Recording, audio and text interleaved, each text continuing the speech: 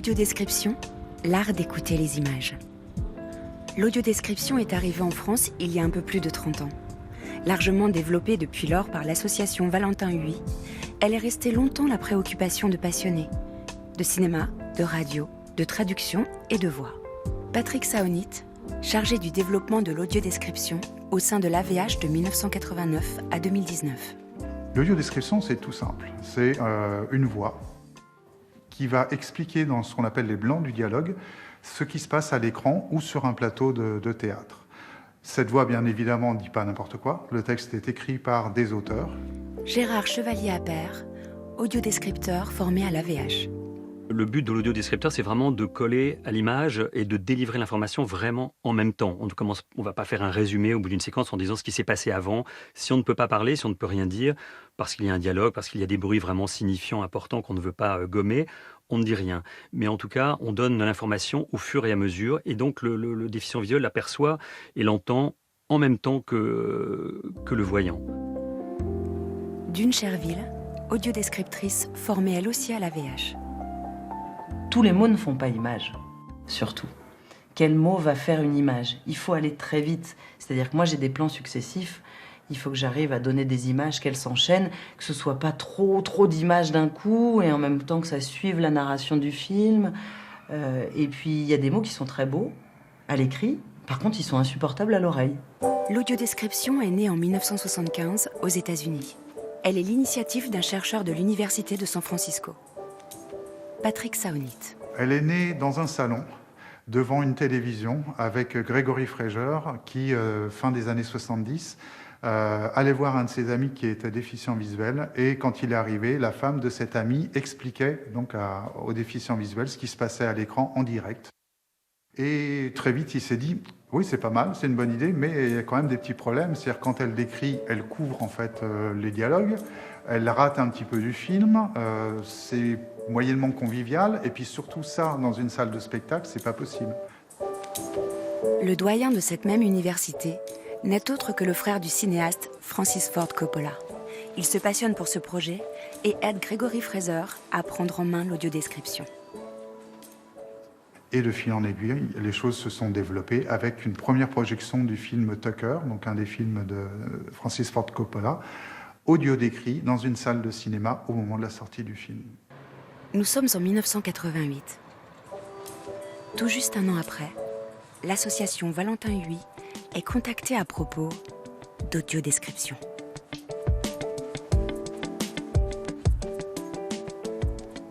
À un moment donné, l'association Valentin Huy a été contactée par Marie-Yvonne Simoneau, qui travaillait à l'université de la Sorbonne à Paris, qui traduisait en fait des textes pour Auguste Coppola. Et en parlant en fait avec lui, elle a proposé à l'association Valentin Huy de prendre en charge l'audiodescription en France. Et du coup, l'association Valentin Huy a envoyé 3 personnes à San Francisco pour suivre en fait une formation auprès de Gregory Fraser et d'Auguste Coppola. Les 3 personnes qui y sont allées sont Marie-Yvonne Simoneau, Jean-Yves Simoneau, son fils, et Marie-Luce Plumosy. À leur retour, les 3 Français et l'AVH deviennent les garants du développement et de l'évolution de l'audiodescription en France. Il a fallu très vite monter des équipes pour répondre aux premières demandes des chaînes et surtout bien former les auteurs, les futurs audiodescripteurs. C'est la chaussée. Gérard finalise l'audiodescription du Coup du parapluie, un film de Gérard Horry avec Pierre Richard, sorti en 1980. Rejoins la sienne et tapote la carrosserie. On se sentir qu'il arrive bien sur sa voiture. Il tape sur le capot des voitures, rejoint la sienne, donc c'est clair. La première des qualités, bien sûr, c'est d'avoir une bonne maîtrise de la langue française, être capable de trouver le mot juste, la bonne formule ou l'expression qui va faire sens et qui va très vite créer une image mentale claire pour le déficient visuel. Ouais, je pense qu'on pourrait plutôt rester sur farfelu. Fantasque, effectivement, va aussi. L'audiodescription, c'est vraiment une technique d'écriture, c'est un style d'écriture très particulier qui a ses codes et donc qui est essentiellement vraiment fondé sur le sonore. Il ne faut pas oublier qu'on travaille sur une œuvre complètement finalisée, très structurée, avec des dialogues, une musique, un montage, un mix. Et nous, on fait, à partir de cette œuvre, le travail en fait un peu du réalisateur à l'envers, c'est-à-dire que le réalisateur part d'un texte et le met en image, et nous, on part des images, et on rajoute des mots. Il brandit le parapluie comme une canne blanche. Il tape sur le capot des voitures, rejoint la sienne et tapote la carrosserie.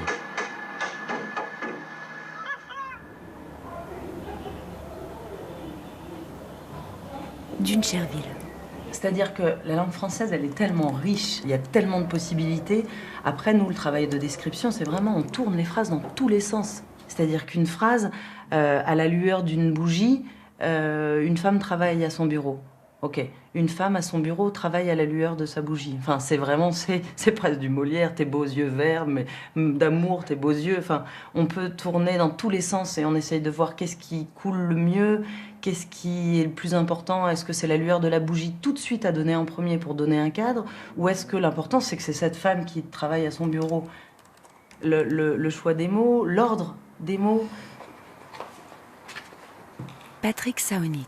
Quand on a démarré l'audiodescription, même au sein de l'association, il a fallu persuader les gens que l'audiodescription, ça allait fonctionner, parce qu'on avait des vieilles caricatures. Hein. Le déficient visuel ne regarde pas la télévision, il ne va pas au cinéma, il écoute que la radio, il a besoin que de ça.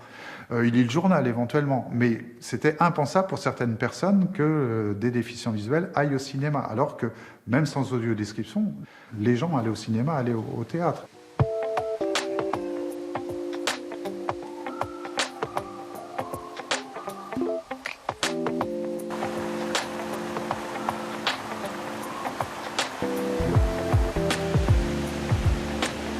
Bertrand Vérine, enseignant-chercheur en linguistique textuelle à l'université Montpellier III, est aveugle de naissance.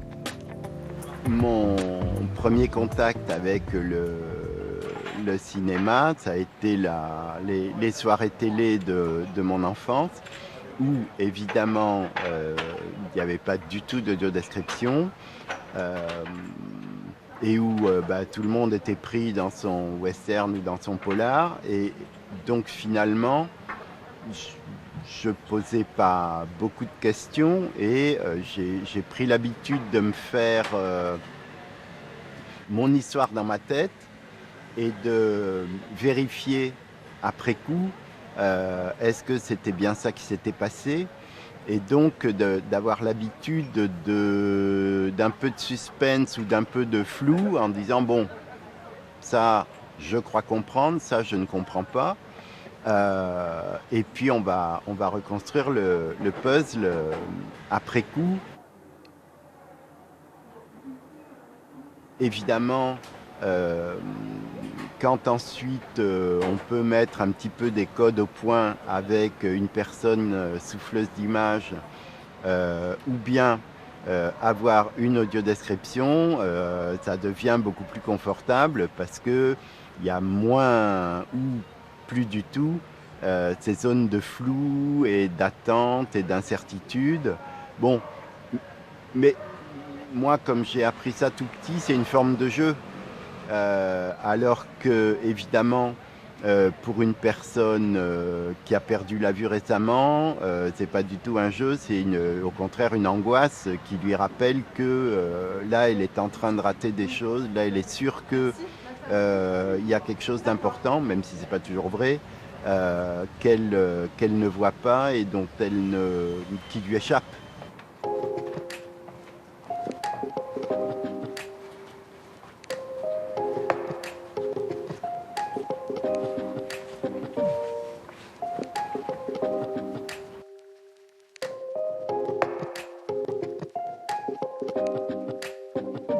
Marie-Pierre Varnaud, non-voyante tardive et férue de cinéma, est depuis peu à la présidence de Retour d'Images, une association à laquelle elle a adhéré il y a plus de 15 ans.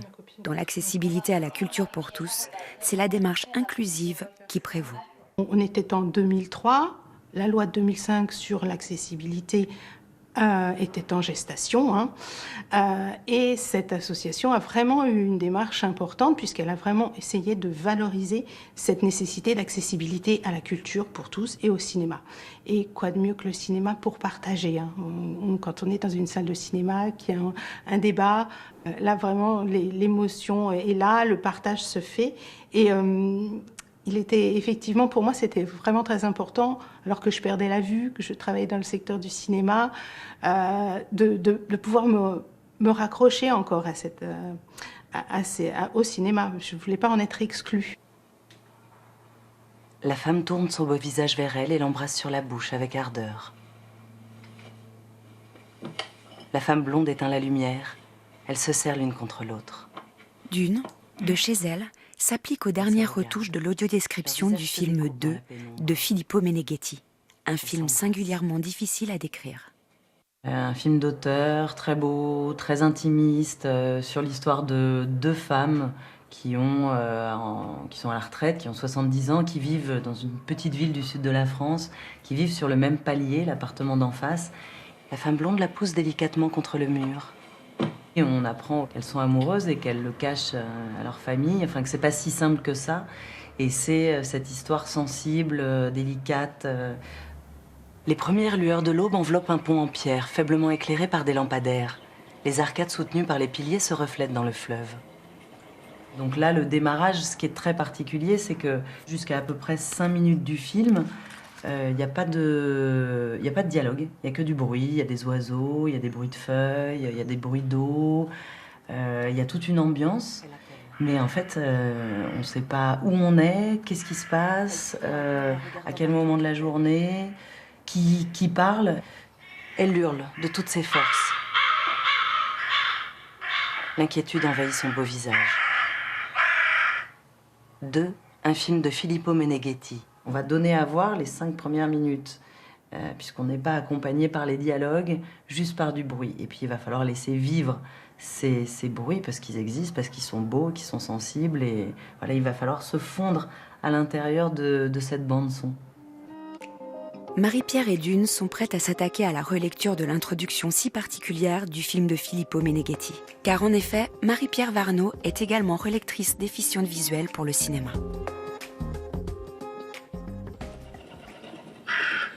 Une nuée d'oiseaux s'envole dans le ciel bleu pâle. Dans un parc public, une fillette est appuyée contre le tronc d'un platane. 11, 12, 13, 14, 15. Une autre petite fille aux longs cheveux bruns coiffés en tresse et vêtue d'une robe blanche cherche une cachette parmi la multitude de platanes alignés. Une rangée de platanes? Parmi la rangée de platanes? Ouais, c'est joli, ouais. Ça tirait? Parmi la rangée de platanes, ouais, c'est très bien. Alors du coup, on vire aligné, on gagne en plus, hein. Une autre petite fille aux longs cheveux bruns coiffés en tresse et vêtue d'une robe blanche cherche une cachette parmi la rangée de platanes. Une rangée de platanes. En fait, il y en a 2. Ah. C'est pour ça que j'ai mis la multitude. 2 rangées de platanes. Parmi les rangées de entre ou entre non, mais elle cherche pas entre, elle cherche. Quand on fait une relecture, en tant que collaborateur aveugle, on est au service de l'œuvre du cinéaste et aussi au service du spectateur. C'est-à-dire qu'on va essayer de se mettre aussi à la place du spectateur, de façon à ce qu'il soit, je vous dis, hein, on ne pense pas à sa place, c'est lui qui va ressentir les émotions, c'est lui qui va comprendre le film. On est là pour lui donner des indications, des précisions. Quand sur la bande son, on n'a pas l'expression d'un visage et qu'il se passe quelque chose, si on n'a vraiment aucun élément, on a besoin qu'on nous le dise. C'est indispensable. Parce que, bon voilà, le cinéma, c'est de l'image et du son. Et on comprend très bien qu'un cinéaste, il n'a pas toujours envie de parler, de dire des choses, sinon il ne ferait pas de cinéma.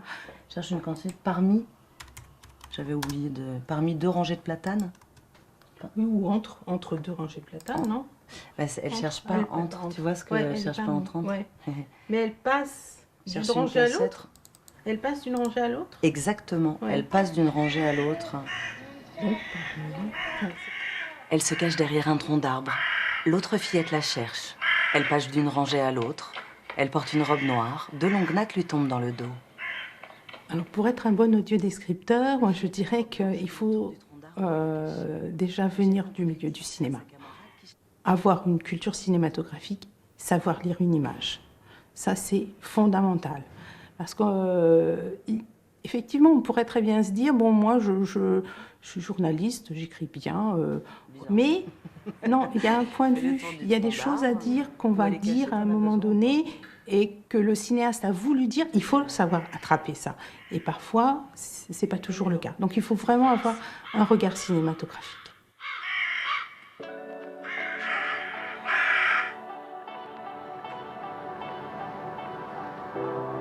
Laissons Dune et Marie-Pierre à leur relecture du film 2 et retrouvons Gérard dans les laboratoires de la Société Éclair. C'est le jour de l'enregistrement de son audiodescription du coup du parapluie.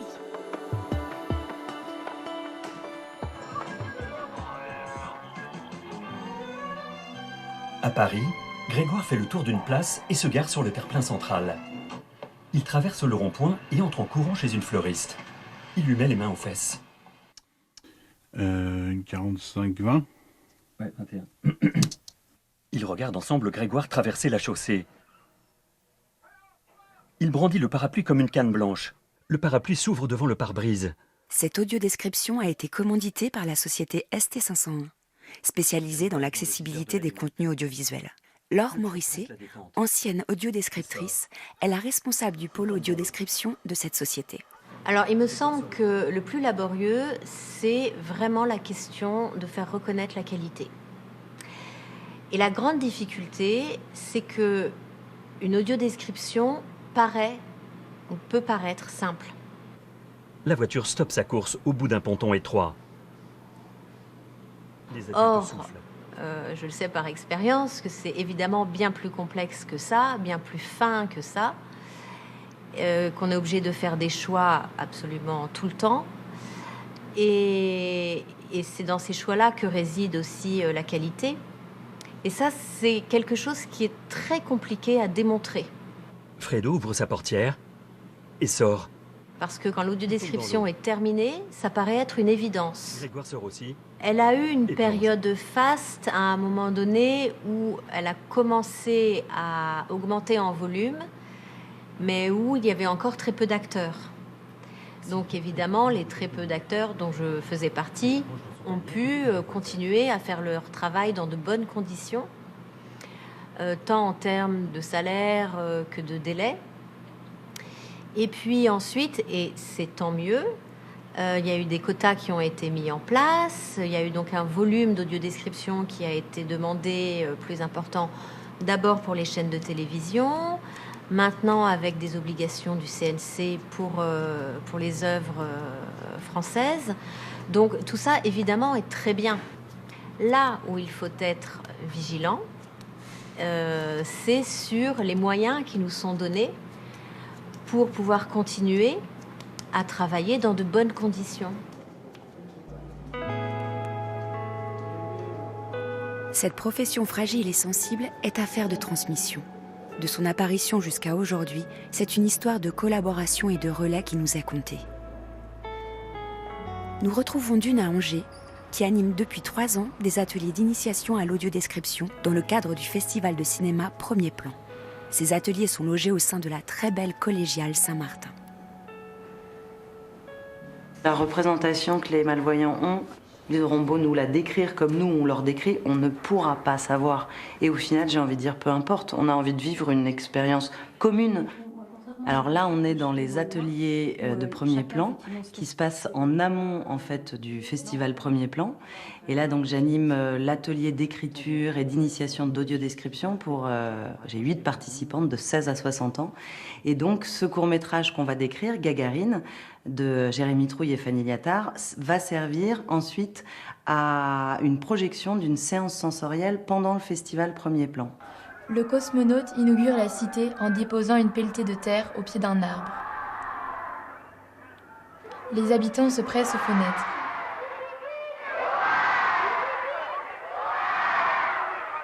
Un rectangle de ciel bleu émerge du noir. Le soleil jaillit. Le ciel s'embrase et devient rouge. Gagarine, ça dure 15 minutes, c'est un court-métrage très difficile à décrire. Les 7 dernières minutes du film, il n'y a pas de dialogue, il n'y a quasiment pas de bruit, il n'y a qu'une musique. Donc les aveugles sans l'audiodescription sont complètement perdus, mais en plus nous on a tout à faire, donc c'est un défi. Et toi, tu aimerais y aller dans l'espace plus tard? Je pense que je serai assez fort. L'image devient noire sur des images d'archives, qu'est-ce que vous préférez? Des jeunes sont interviewés ou des jeunes sont au micro ou juste sur les images d'archives? Moi j'aimais bien des jeunes sont au micro, même juste des jeunes au micro, sur des images d'archives, des jeunes au micro. Ouais, il y a un côté documentaire, justement, on revient à la réalité historique. Ça me convient très bien, ça vous va? Ouais. Des jeunes au micro. Voilà. C'est grâce à la Fondation Visio qui a rencontré le festival Premier Plan, d'abord en créant un jury, le jury Visio, qui composé de malvoyants, qui vont aller écouter les lectures de scénarios pendant le festival et qui vont voter pour leur scénario préféré. Et Visio va cofinancer l'audiodescription du film, donc qui va être tourné, monté. Les pieds ancrés dans le sol, Yuri reste concentré, le visage doux et serein.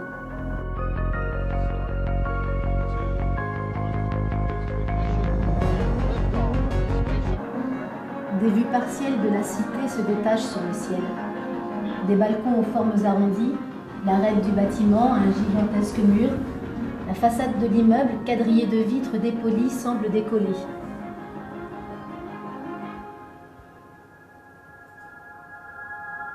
Le groupe est très studieux, les filles sont hyper dynamiques, super vocabulaire. Est-ce qu'il y en a une qui se sentirait de faire la relecture cet après-midi et qui aurait envie ou pas? Sachant qu'il faut être calé. Voilà, bah oui, mais il faut... La dite après-midi, c'est la rencontre entre le réalisateur et son film audio décrit. C'est aussi la présence des relecteurs déficients visuels, membres du jury Visio. Marion et Raphaël en font partie. Oui, alors on a utilisé un chien pour aller dans l'espace. Bon, d'accord, un présent, c'est fait. Ouais.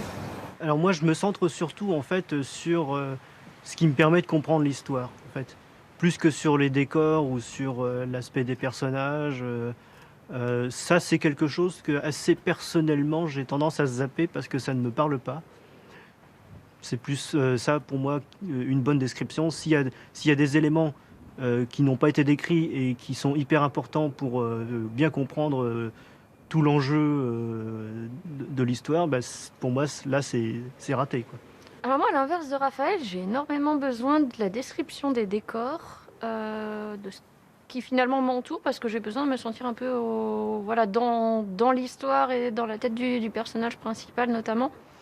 Donc moi j'adore avoir la description d'un immeuble, d'une forêt, de tout ce qu'on veut de possible et inimaginable, pour justement imaginer dans ma tête que moi-même je pourrais me retrouver dans ce cadre-là et d'évoluer en fait avec le personnage. Il est dans un ascenseur en combinaison orange, casque sous le bras. Sur des images en noir et blanc, une fusée est prête à décoller. Un gigantesque nuage de fumée se propulse dans les airs. La fusée fend l'atmosphère à toute vitesse. Il est rare que les réalisateurs assistent à la projection sonore de leur film audio décrit. Cette expérience sensorielle est une première pour Jérémy Trouille, co-réalisateur du film Gagarine. Sous ses yeux, très loin en contrebas, la cité Gagarine brille de mille feux. Les lumières clignotent aux fenêtres. Elle forme une fusée lumineuse qui décolle sur la façade.